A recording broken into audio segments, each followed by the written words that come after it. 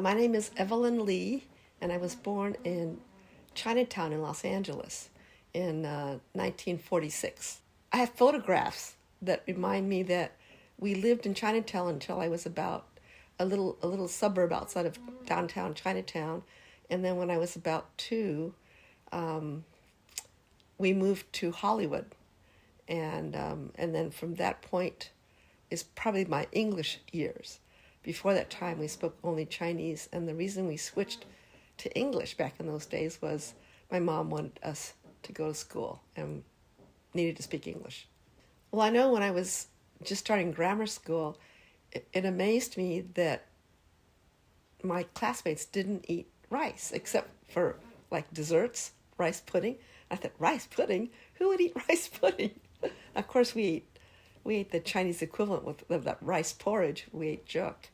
But, and then I said, well, what do you eat with your meat? And you go, oh, potatoes. And I'm thinking, potatoes are a vegetable. So those are some of the startling things. I think I grew up in a very, very white neighborhood. It was really white. My sister and I, she's a year older, we were the integrating factor in our classrooms. So all through grammar school and through high school, junior high and high school, middle school and high school, we were like the only non-white. So it was, I remember growing up as a kid, I don't think I really consciously realized that I was different, but I thought, sure would be neat if I had blonde hair and blue eyes. So I think those were I don't know if it's a challenge, but I just grew up thinking, knowing that I was different. I graduated with a bachelor's of arts in math, and when you do this is at USC. USC has a bachelor's of arts, which is really unusual. I think most consider math as part of the STEM program, which would be like a bachelor's of science, but the bachelor's of arts in math allowed me to take a lot of neat other classes. So that was really fun. Turns out, I'll have to confess, that math was not my strongest subject. It turns out languages were. I took 3 semesters of French and 2 semesters of Chinese, and those A's gave me a higher grade point average overall than my math grades. But I didn't like English because it was too many books, history, too many papers, and I thought I like math because you read a couple of paragraphs or a chapter. You had to study it for hours and hours and hours so you understood it, but I didn't have to read 3 or 4 books, every week. It was just to read the math book over and over and over again until you understood it. So I chose math. Well, when I graduated from college, this is maybe unusual for you guys, but when I graduated in 1967, there were no computer science degrees, none. I think there might have been available maybe one computer class in machine language, but basically there was no computer science. So when I graduated in 1967, I put up my resume, and as a math major, you could pick as an actuarial, insurance, statistics, or become a math teacher. Well, I didn't like any of those things, so I applied to the aerospace companies. And the aerospace companies then actually considered math as part of what was then the beginning of the STEM curriculum.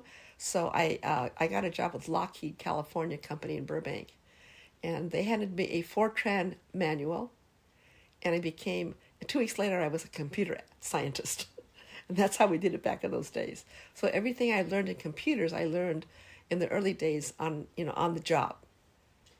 Well, my husband made an interesting comment, and he said, computers is like a different language. I was also good in languages. So I thought, well, that's true, because I'm trying to use these equations, these formulas, to make the computer do certain things. And it is a language. You have to communicate with the computer, and realizing that the computer's dumb. It doesn't correct for your mistakes. You had to do everything exactly right. If you write a computer program and you make one thing wrong, the thing won't work. So it's another language, and I think I enjoyed being able to fathom out and make the computer do things that turns out to be to solve problems. And so it turns out I was pretty good at it. And I became good enough at it that after about 13 years in the field, I decided to go back and get a master's in computer science.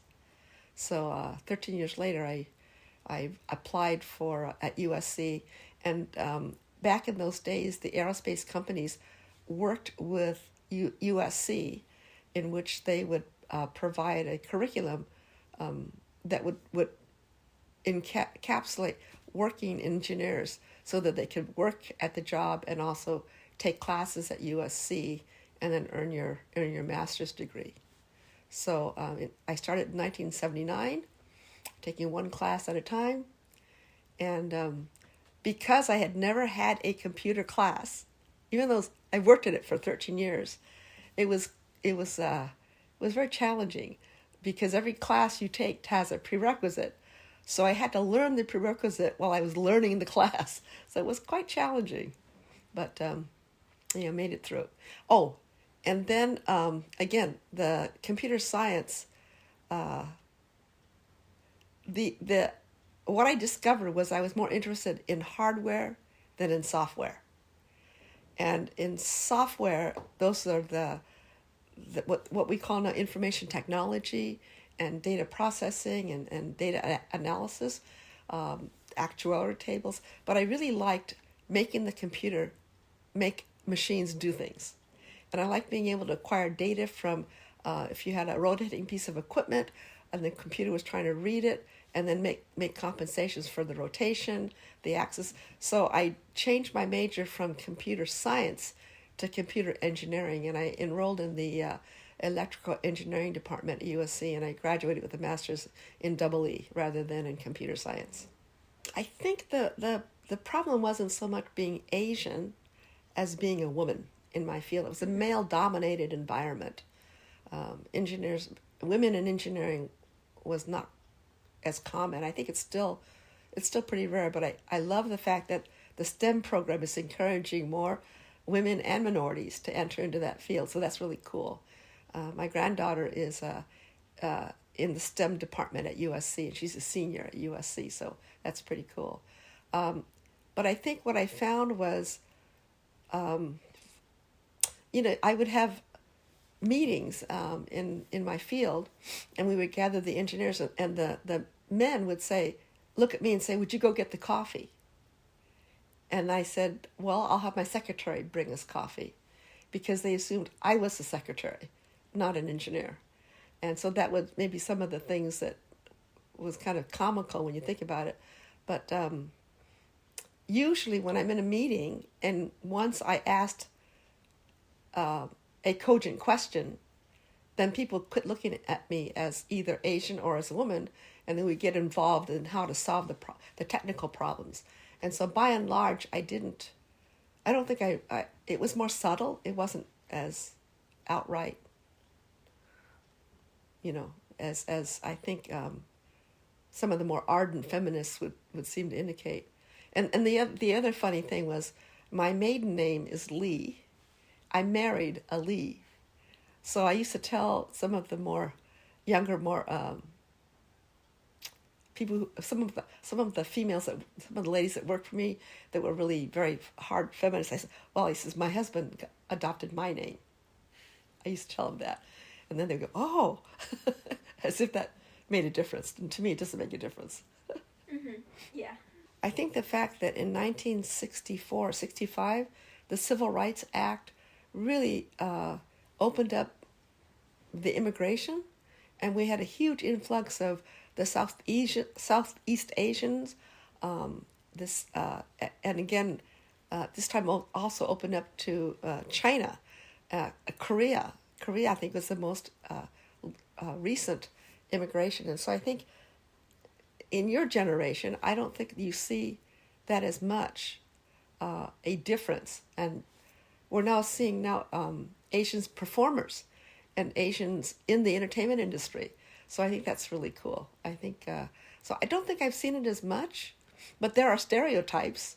I think I've heard about stereotype. Yeah, when you take a look at a Chinese or, I mean, excuse me, an Asian in any situation comedy, they're usually got glasses on and they're very smart. You know, they're the nerds. I think the crazy rich Asians, I think, and or we're rich, you know. Um, we have we have Asian mechanics. We have, you know, Asian plumbers. We have Asian gardeners. But that used to be the big thing, is you had a Japanese gardener in the 50s. Now it's if you have a Hispanic gardener. So, but I think I don't think there's as much a distinction of Asians sticking out, and I think they're beginning to speak out more in terms of in all the other areas as well. What was interesting for me is when I was growing up, there was a distinct difference between Chinese and Japanese. And in fact, during World War II, my mother had a button that said, "I'm Chinese, not Japanese." It was very important because, as you know, the Japanese were put in internment camps. You know, they were just kind of scooped up, and it didn't matter if you were born here; you were Japanese. And then they actually illegally put them in detention camps. So I think, but as growing up, there was a distinct difference between Chinese and Japanese, and then pretty soon it was Vietnamese, and then it was Koreans, and then it was Japanese, and then it was, well, actually Japanese came first. Japanese, Chinese, Koreans, the Southeast Asians, and then the Filipinos. So I'm often mistaken for being Filipino. So I think as far as the Western civilization that I grew up in, I don't think there's as much a distinction now. It's easy to get caught up in your own life and your own future. And in some ways, it's like, gee, what am I going to do? What do I want to do? And I think I've seen a generational difference. When I was growing up, my parents never graduated from, my dad didn't graduate from junior high school. My mom didn't graduate from high school until she was in her 70s. Her sister-in-law said, "Gwen, you can go to high school and it's free because you don't have a degree." Well, to a good budget-minded Chinese, that sounded great. So she went to the local high school and started taking classes towards her degree. So she graduated with her high school degree when she was in her 70s, which I thought was really cool. But I think I was the first in my family to graduate from a university, the very first generation in my family, and then the subsequent sisters and brothers, you know, have all graduated. And I don't think that's true with your generation. I think with the younger generation now, it's, you know, college educated, pharmacists, doctors, real estate brokers, entrepreneur businessmen, computer science, film industry. I think the world is wide open. It's open a lot wider for this generation than for my generation.